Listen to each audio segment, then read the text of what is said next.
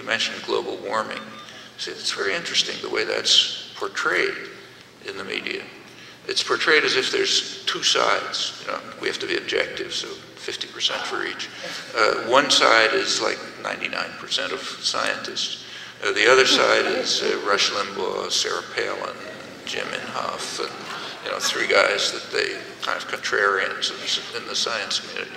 So we give them equal time, and then how's the ordinary citizen going to figure it out?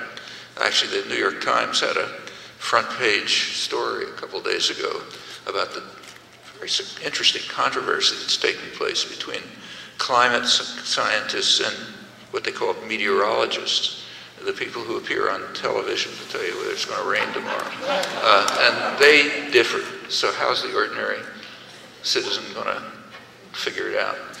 Well, you know, you don't want it. First of all, it should be pointed out that there's actually three sides. There's not two. There's the, you know, the mainstream scientific consensus, and there's two groups of denialists. One of them is the one that's given equal time, you know, Senator Inhofe, Rush Limbaugh. But there's another one, which is very significant. Major groups of scientists who think that the mainstream analyses are nowhere near grave enough. It's very serious work. I mean, MIT just came out with a big study, their scientists saying the reality is far worse than what's predicted. Well, they're not part of the debate. Okay. So what's the ordinary citizen going to do? Well, he's not going to become a climate scientist. But, you know, the choices in this case are so transparent that it doesn't take a lot of work to figure it out. I mean, what's the chances that, you know, the overwhelming majority of climate scientists from all over the place, either the ones who say it's very grave or the others who say it's even worse than you claim, what are the probability that they're wrong and Rush Limbaugh's right? You know? I mean, it's not a hard decision. You don't have to be an expert. And there's another point to be made about all of this.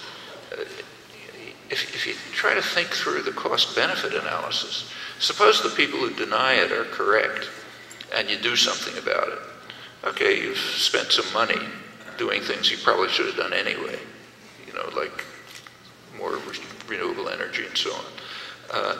But the total cost is it cost you something. Suppose, on the other hand, that the consensus is right. Well, if you don't do anything, human species is probably down the drain. Okay, those are the costs you have to estimate. That's not particularly subtle.